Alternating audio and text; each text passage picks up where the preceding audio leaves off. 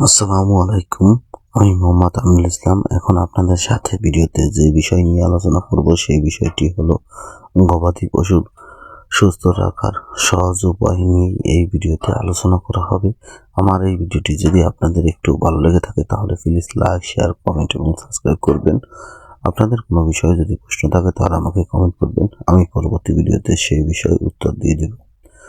ভিডিওতে যে গরুটি দেখতে পাচ্ছেন এই গরুটি অসুস্থ, আর এই গরুটি অসুস্থ হওয়ার কারণ নিয়ে এই ভিডিওতে আলোচনা করা হবে। আপনাদের যদি কোনো বিষয় যদি ভিডিওতে প্রশ্ন থাকে তাহলে সরাসরি কমেন্ট করবেন, আমি উত্তর দিয়ে দেব। ভিডিওতে যে গরুটি দেখতে পাচ্ছেন এই গরুটি ঠান্ডার সমস্যার কারণে গরুটি উঠতে পারতেছে না। গরুটির সামনের পা ধরে গিয়েছে, ফুলে উঠেছে।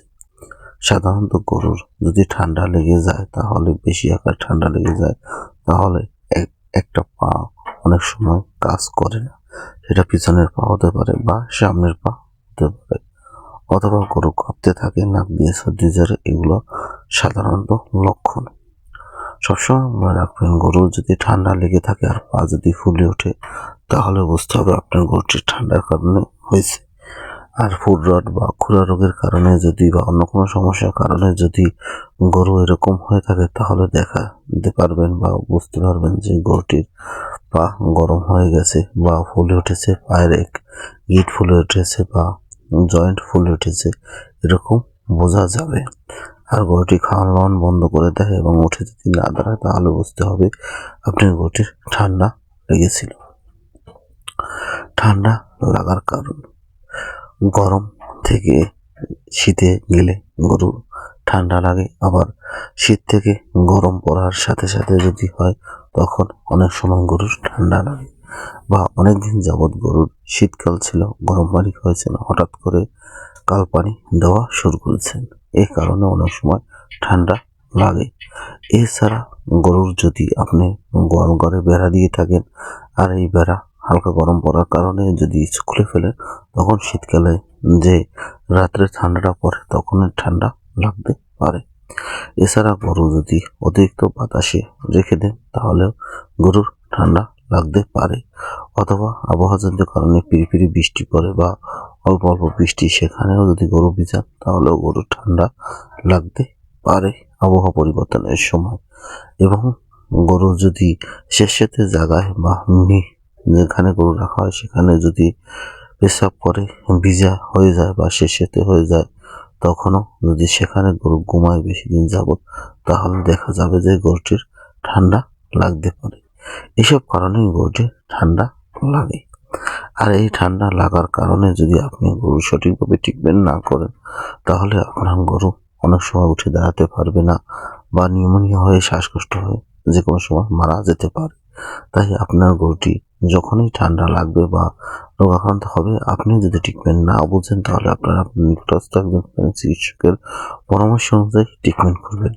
সবসময় মনে রাখবেন যে আপনি যদি অ্যান্টিবায়োটিক ব্যবহার করেন তাহলে অ্যান্টিবায়োটিকের ডোজ কমপ্লিট করবেন, কেননা অ্যান্টিবায়োটিকের ডোজ কমপ্লিট না করলে গরু রেজিস্টার হয়ে যায় এবং পরবর্তীতে যদি গরু আক্রান্ত হয়, রোগ আক্রান্ত, তাহলে ওই ঔষধে ধরে না।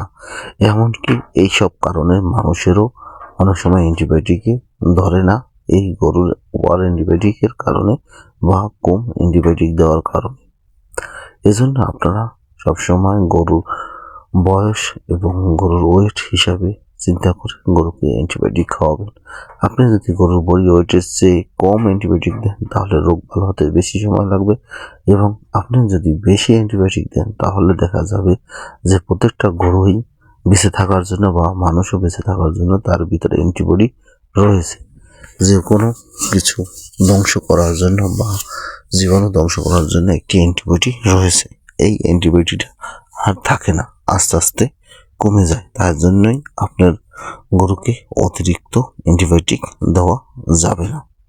আমরা এই গরুটিকে যেসব ট্রিটমেন্ট দিয়েছি, এটা হলো আমরা গরুটিকে একটি অ্যান্টিবায়োটিক দিয়েছি, যে অ্যান্টিবায়োটিকে চতুর্থ প্রজন্মের এরকম একটা অ্যান্টিবায়োটিক দিয়েছি, এবং ব্যথা ও জ্বরনাশক দিয়েছি, অ্যান্টিহিস্টামিন দিয়েছি, এবং রুমেনের যেহেতু গরুটি জ্বর হয়েছে, রুমেনের কার্যকারিতা কমে গেছে, এজন্য যে কোনো কারণে পেট ফাঁপা না দিতে পারে এরকম ধরনের একটি ঔষধ দিয়েছি যে রুমেনের কাজ করে এবং এই গরুটিকে জ্বর হয়ে যে কোনো কারণে যদি কোনো প্রকার সমস্যা না হয়, হজম ক্লিয়ার থাকে, তার জন্য একটা ট্যাবলেট ব্যবহার করেছি, পরবর্তীতে খাওয়ানো হবে। এই ধরনের যদি ট্রিটমেন্ট করে থাকেন তাহলে আপনার গরুটি দ্রুত সুস্থ হয়ে যাবে এবং সবসময় আপনার গরুটি বেশি দিন আক্রান্ত থাকবে না, খুব অল্প কদিনের মধ্যে সুস্থ হয়ে যাবে।